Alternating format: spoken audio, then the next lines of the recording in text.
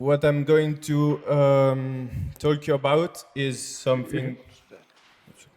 It's something that I started developed basically 1 year ago while I was a student at Central European University in Budapest. So this is also a bit to explain what is the background, where it comes from. And I would like to divide my presentation in 3 main cores. The first one would be to give you a context on the history and background of the League as a party in Italy. The second part would focus on a qualitative analysis of five Facebook posts from Matteo Salvini, the leader of the party, election campaign of 2018. And finally, I would actually just leave it more open as possible for a debate on the implications for youth and youth work in general. The League is actually the oldest party in the Italian political spectrum. It was formed in 1989 as an alliance of movements who had a very regionalistic approach and were promoting the secession of a territory which is quite blurred, and it was called Padania. Well, it is still today. And the original name contained the North, so it was an independentist party somehow. And from the points of views of studies of nationalism, which I explored in the past, the League is an interesting case, and it's also, I think, quite a good example for Europe, because it encompasses many different aspects of nationalist, neo-nationalist and populist movements, from different angles on the scholar perspective and also on the actual politics. One of them is the opposition between continuity and change. So what are the elements of modernity? What are the elements of tradition that are included in this type of creation? According to a strand of nationalism studies, traditions in neo-nationalist movement are mostly invented, and so it's something that is developed in quite modern times, but uses a series of symbology and, for example, having an iconic hero, or having a flag representing same shared territory, or having an anthem, something that again refers to a tradition while being developed quite recently. On the other side, there is also this aspect of ethnie, so something that goes back to the really antiquity somehow, something related with the kinship ties and shared ethnical history. And here, in the case of the League, was especially linked to this Celtic pre-Roman heritage and also to the Lombard League. So it was something really concretely linked to the north part of the country, and to this regionalist character as well. It implied, as most nationalist movements, the creation of an imagined community in which people would feel part of the same, would share the same belonging through many different ways. In this case, what was promoted was mostly a sort of civic nationalism with characteristics of industriosity of the people inhabiting Padania, and having all this shared value system and also expressions of this value system. So having a radio, having a beauty contest, and so on and so forth. The territory, which was described as Padania, is more or less identified in this map, and it is also a sort of, it was used also by the founder of and the secretary of the party for most of its time as a way to tell the story of a rich periphery being exploited by the center, by Rome. And so there is also this kind of aspect of economic nationalism somehow, which has always taken an anti-Southern and anti-foreigner strand. The real change toward the party arrived with Matteo Salvini, which is the current secretary, and who brought the League from a mediocre 4% in 2013 elections to the 17% in the national elections, thanks to which they have been governing until a week ago. And they are now, the League is now over 30% in the poll, and they went over 34% in the European elections, so they really became the major catalyst of votes in the whole country. Salvini extended this regionalist movement to a national-wide. So there is a whole change in the iconography as well of the party. His communication style, I think it's very well exemplified by this, having short messages on t-shirts, which recalls just having short slogans, most likely implying negations, so stop invasion or no euro and these kind of messages, which usually relate even more with the audience. And they also talk a sort of everyday language of to the audience. They have really they are really concise and repetitive messages. In this sense, his rhetoric is quite similar to the Trumpian one, very simple and very repetitive. Overall, the party has shifted more and more to the right, and they constructed on the topic of immigration the main topic of debate, and they managed to polarize the debate, especially on this topic. As in every populist movement, if we want to keep on using this definition, of course, there is also the elements of the elites and the elements of the people, so representing the people against the elites and possible others, so migrants in many of these cases. This is, this was happening until a week ago, I was saying, because the government has actually just ended by the initiative of Salvini himself. And so we're gonna see now what's going to happen, but the campaign that the League has called for action to their supporters on their official blog, which is called The Populist, is called Free the Beast That Is Inside You.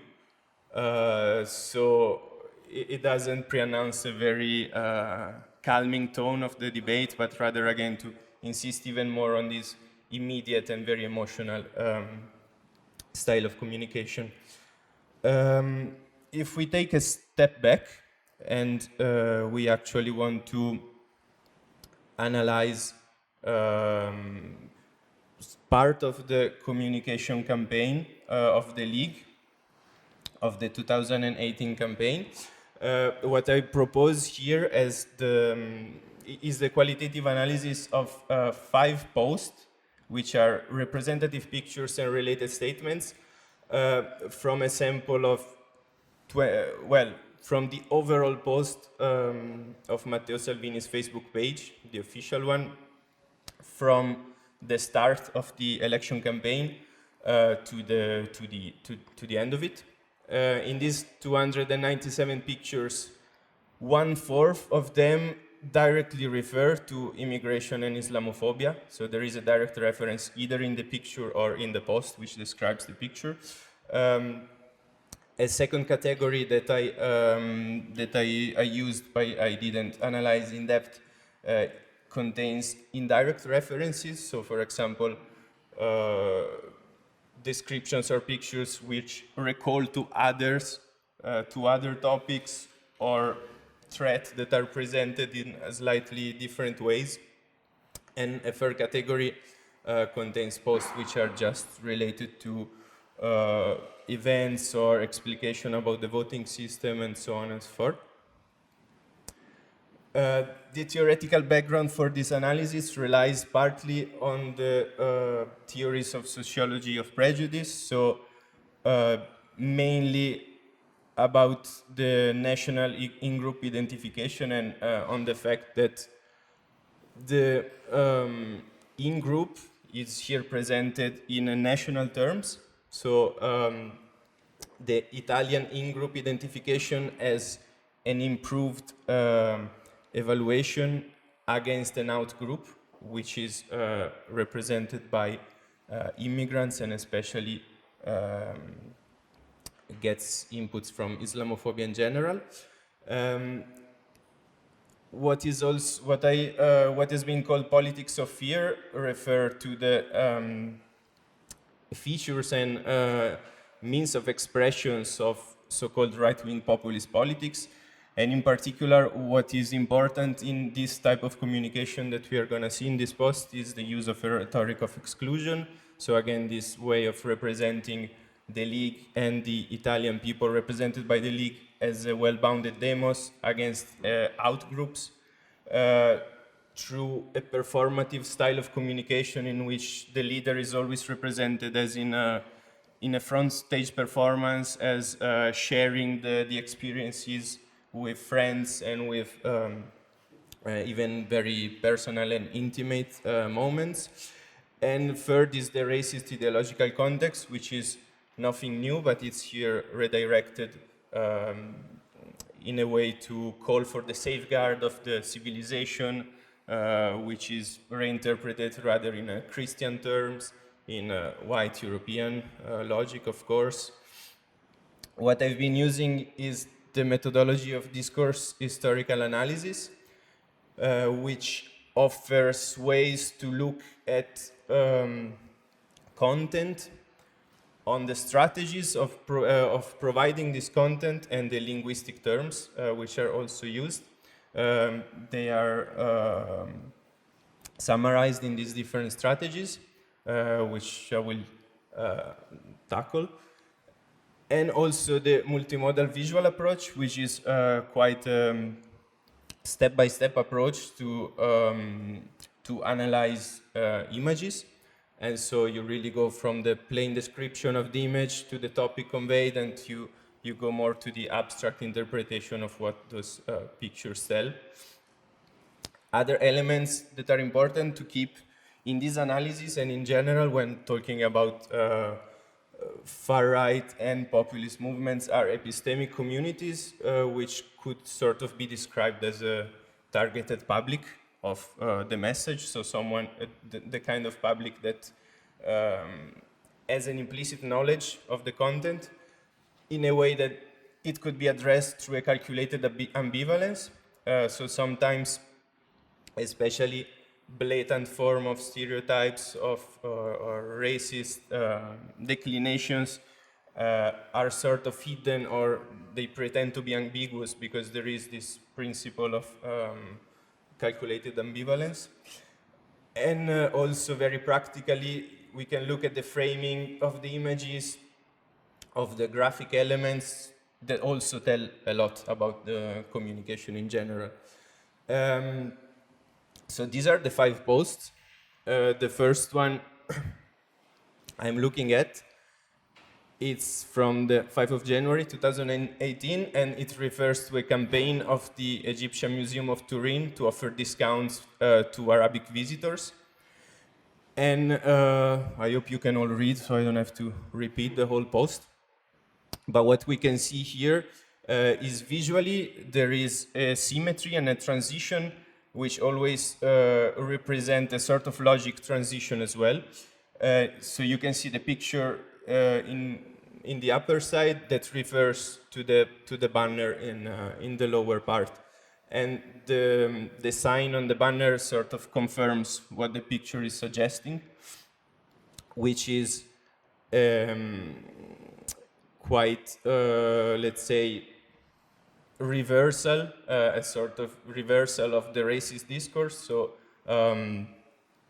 those who would actually be excluded are the Italian, the national category, because the museum is offering discounts to non-Italians, which are addressed to with a synodoc as a category of the language. So the Arabs, they stand for the all Arabic-speaking community, let's say. And what is perceived as affirmative action follows a logic of, again, let's say it's a syllogism where conclusions don't follow from the premises, because the premises would be that Italians pay taxes to fund the museums. The museums offer discounts to Arabs, and the conclusion of this would be that Arabs don't pay taxes and profit and benefit. But this is a way to look at this whole story. There is also an element of economic parasitism in this, which is also quite, it's called topos of burdening in this strategic, discursive strategies that I outlined at the beginning. So we can already see here lots of these inputs are contained in just one post. The following one continues quite on the same line. You can see very clearly the symmetry and the composition of the image, which is even more reinforced by the color. So white sign on the red background, which is, of course, suggesting a threat, and calls for this very simple slogan of stop invasion. The metaphor of invasion is, of course, very well used in racist discourses in general, and conveys a topos of threat. So it would be something that is threatening us, and it's a call for action at the same time to vote and stop this type of invasion of illegal immigrants. The third post presents a quote from a writer who used to fight for the anti-fascist resistance, but then became very critical of Islam after the 9/11 attacks. And so here again, some words are highlighted within the picture, and these words create a sort of syllogism, once again, based on immigration, Eurabia, so you also have the critic to EU and immigration together, and conquer us, which is, again, suggests a sort of metaphor that is reversed, where the conquest would come from the outside and from immigrants who are coming to the country, and they want to annihilate and destroy us. What is also interesting here is the gendered use of the invocation. So the League calls to defend for our future, our sons from uncontrolled Islamization. We will always be free men. So again, it refers to this topic of war, and it evokes the defense of white female from white men, defense of white female by white men from black men, which is also, since Frantz Fanon, one of the main logic of racism.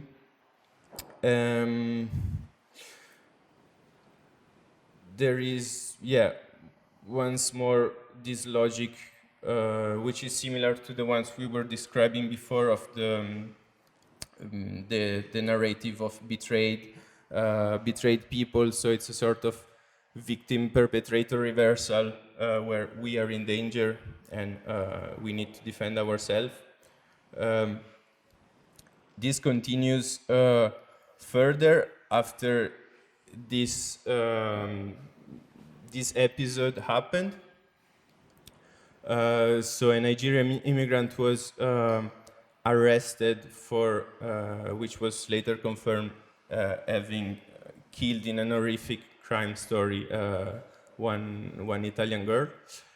And in this case, in the picture, the person is presented with, while they're holding his face down, his trousers flap is open. So again, it's referring to this sexual threat. At the same time,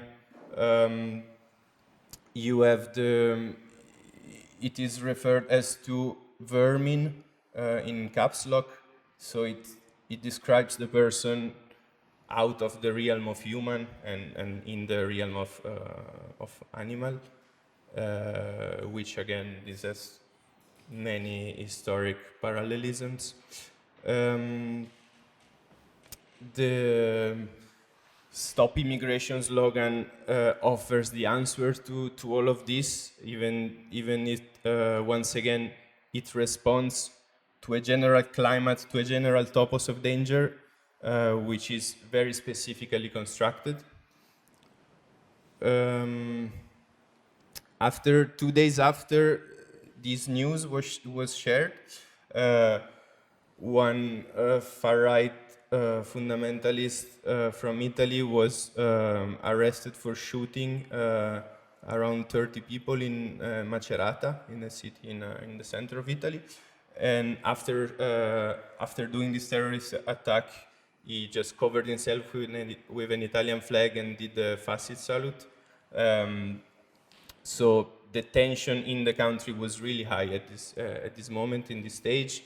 That's why for 20 days there was no news related to immigration and refugees on Salvini's post.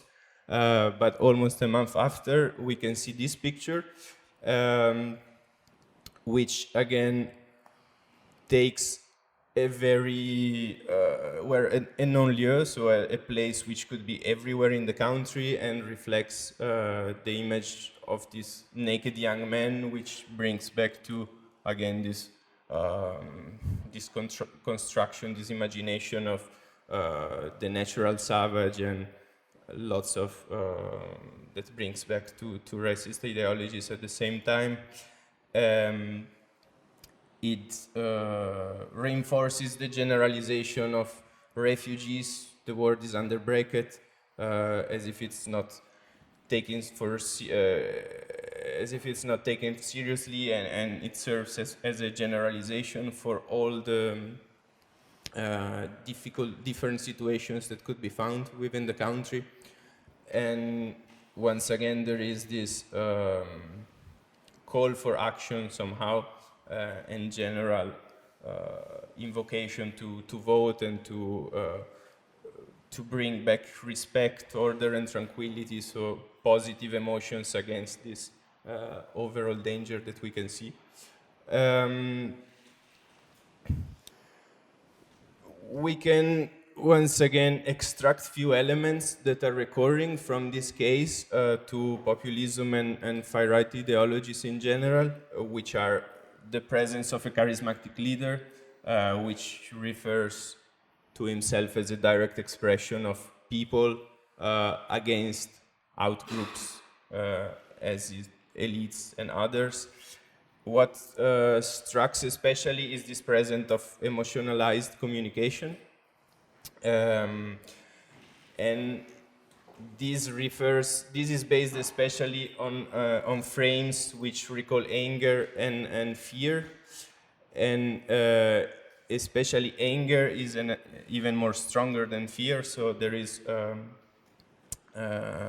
again always this very direct interaction with the audience they refer to, and we can see from data that they did have an effect on on the actual voting behavior. From this graph, you can just see that Italy is basically the most conservative youth in all Europe. The blue dot, well, maybe after Sweden, the blue dot in the last line. And in the elections, the League increased by 11% the percentage of millennial voters, so people who born between 1980 and 1996, and even 21% of the Z generation. So on the even the youngest were really impacted by the election campaign of the League. This doesn't necessarily means that from this that it doesn't necessarily follow that these people will continue voting for the League or would actually be actively involved in the party, but this is a tendency that it's still it's still confirmed somehow. And I think it does have many implications and poses many questions that it would probably be better to discuss together rather than me trying to give my insights and my inputs, even though there are more theoretical questions which refer to the appropriate definitions of these movements. So how do we want to call them? Populism. Populism is such a generic term, it's really hardly being defined in the academic literature. It has some features which are very recurring, but it's still quite a blurred concept. Illiberal democracy, as we said, Viktor Orban started to coin this term, nationalist liberalism, etc. There are elements which are always old and always recurring and very classical in this type of rhetoric, which are based on exclusion of the outgroup finally. But what are the new elements, the new trends that are incorporated? And as youth workers, how would we combat them? How would we deal with them? What are the right means and the right strategies to tackling prejudice and the formation of radicalization and polarization, especially online, which I see as a very particular milieu to where to act, despite televisions being probably and traditional media being especially very strong in this type of political communication. I think there are some questions that are especially visible only online. For example, the lack of empathy and the impossibility of developing empathy and causal responsibilities. It's something that it's been highlighted by online communication.